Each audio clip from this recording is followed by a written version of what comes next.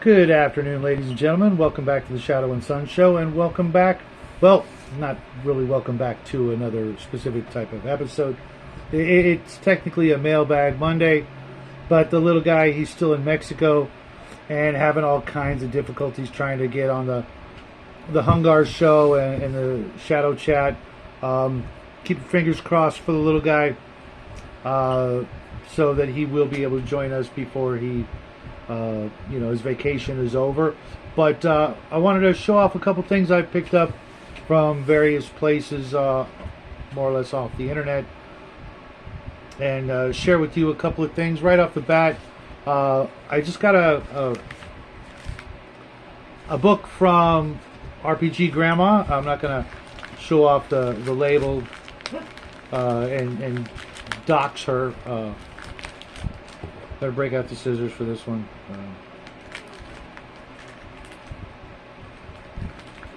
But she was kind enough to send me a book she thought I would like, and I will have to read it and get back to you folks. But from a very well-known author, Larry Niven, Rainbow Mars. Never heard of it, never read it, and she forgot to sign it. But I'll one of these days I'll bump into her at a convention and I'll have her sign it for me. But I'm looking forward to it because it comes highly recommended. Thanks, Grandma. This is going to go on, I'm not going to say the top of my stack of books I got to read, but somewhere in the top 3 books that I got to get to, because as you'll see in a moment, I've got some other things I need to get to. One item, I already opened it, but I'm sure you guys won't mind and won't fault me too much for it. But this here is a Heritage Pit Fiend miniature, all lead from like 1980, and I have a couple of these, but I believe only one of the ones I have is actual original lead. One is a recast that I got from a good friend of mine, and this one is missing its club in this hand, which is actually kind of cool because I thought, Pit Fiend, he's got some sort of weird sort of axe-like weapon in this hand, and I thought that trying to put a whip in his hand would be way cooler because, Pit Fiends are kind of famous for the whip. But the reason why I wanted to show this mini off is the last one I sold on eBay, I sold for, I want to say about $300. It's a really hard mini to find when it comes to Heritage Dungeon Dwellers, and it's probably the most sought after piece of the Dungeon Dwellers line, and I just always love this mini. Now, mind you, it's 25mm scale, so it doesn't really go great with 28s. It would be kind of shrimpy. Here's a Whiz Kids similar type monster, and as you can see, it's like his baby child version compared to, and I don't even know that this is necessarily a Pit Fiend, but kind of similar, characteristics physical wise, and this thing just towers over him. But I got this for $25. Okay, now mind you, it's missing the weapon, but I might have clipped that off anyways. But probably not.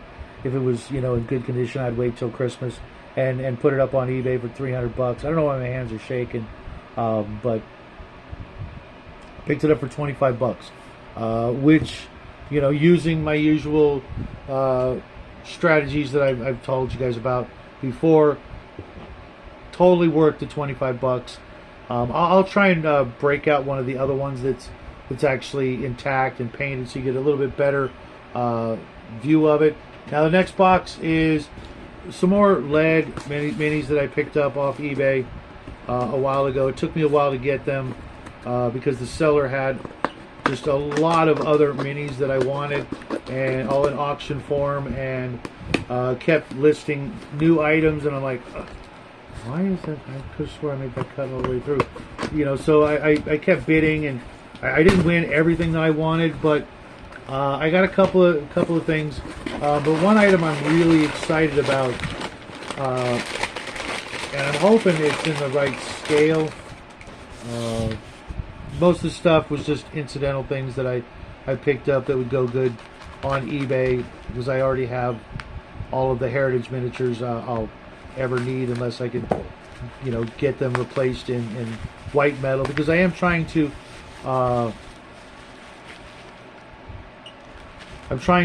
replace all my lead with white metal, because lead will rot and eventually disintegrate and turn into crap.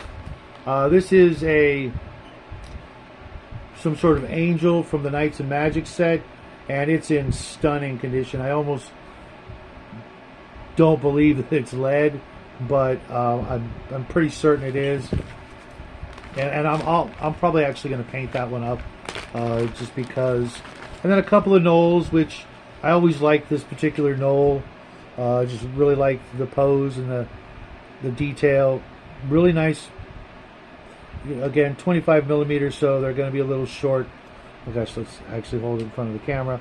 I love the shields on the back, but I picked these guys up, the two of them, for less than $10, and I'll probably resell these.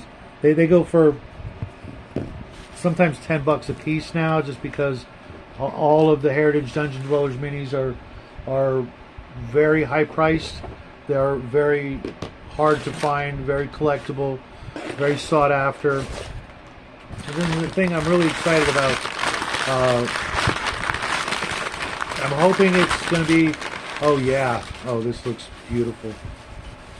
It's like a 1913 Rolls Royce for my Call of Cthulhu games, and it's all pewter, and I got this for like less than $5. I mean, this is just freaking stunning. It's just absolutely gorgeous.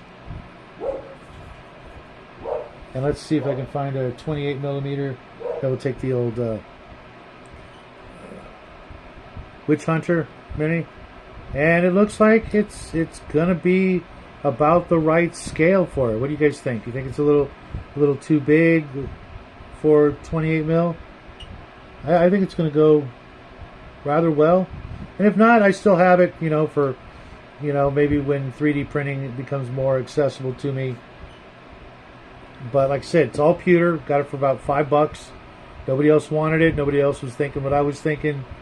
Call of Cthulhu, right? And I know Jackie's going to dig it too, because he likes things from this era. But it's just gorgeous. I don't know who made it. Let's see. There's Silver Ghost, Rolls Royce, 1909.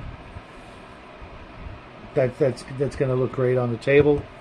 Now the last thing I want to show off. And full disclosure, yes, as you can tell because of the envelope, this came from none other than the one and only Venger Satanis. And I already started reading this. That's what I meant by full disclosure. If I can get it out of the envelope.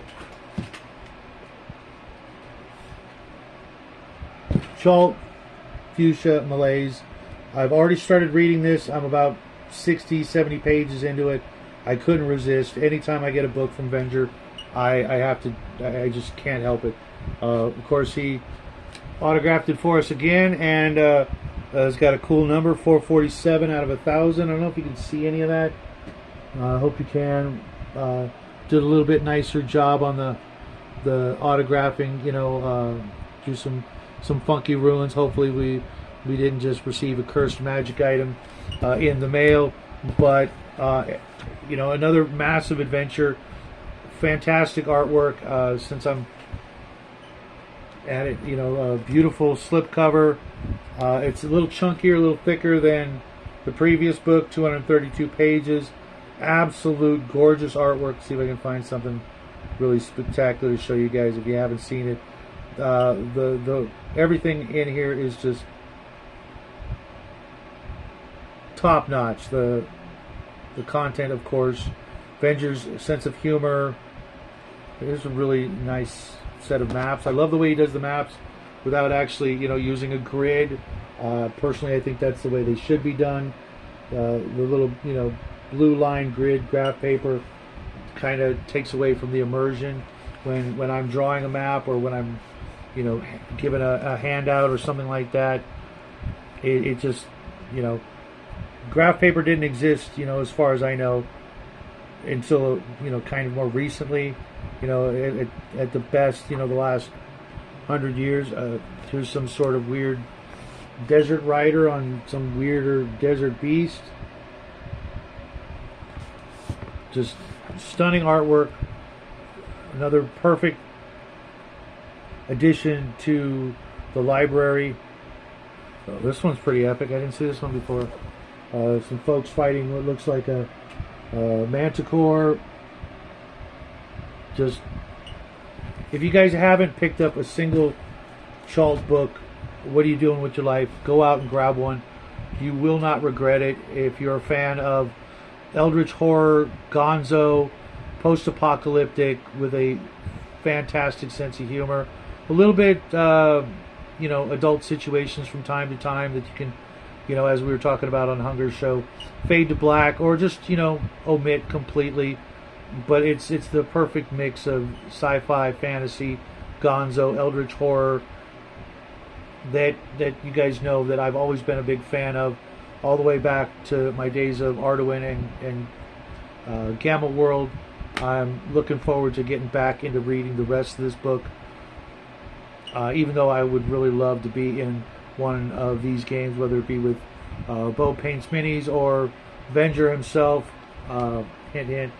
Somebody out there, run this shit. I want to go through it, see if I survive, see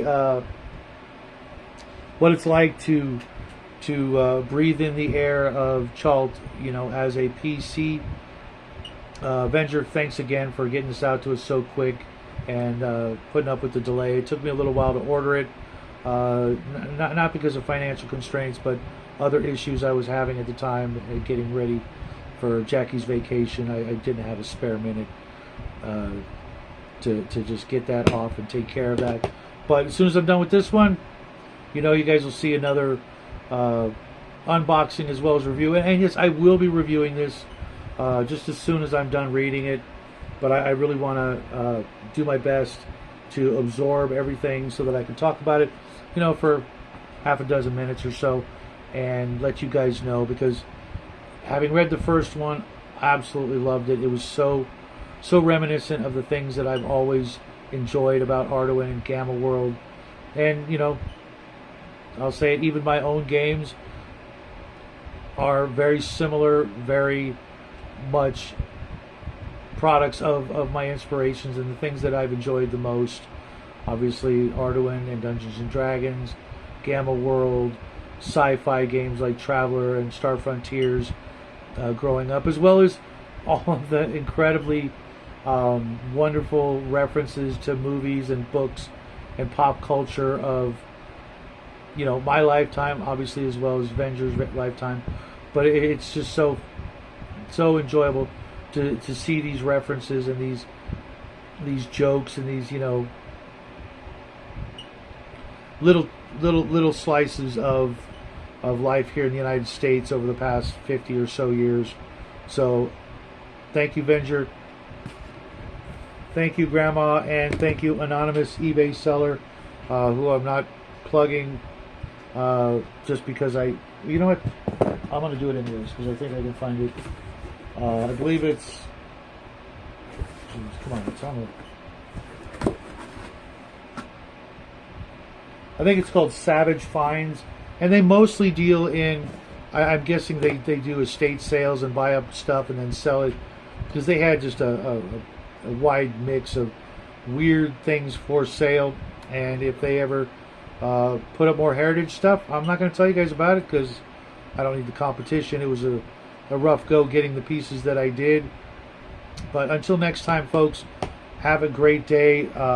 Wish Jackie all the best of luck that he can get on to the next stream, because he really had a rough time with it today. He was pretty upset that he couldn't jump into Hungar's show. But I hope everybody else out there is having a wonderful vacation and enjoying the weather. It's not too hot here wherever you are. I hope it's the same. And until next time, happy trails.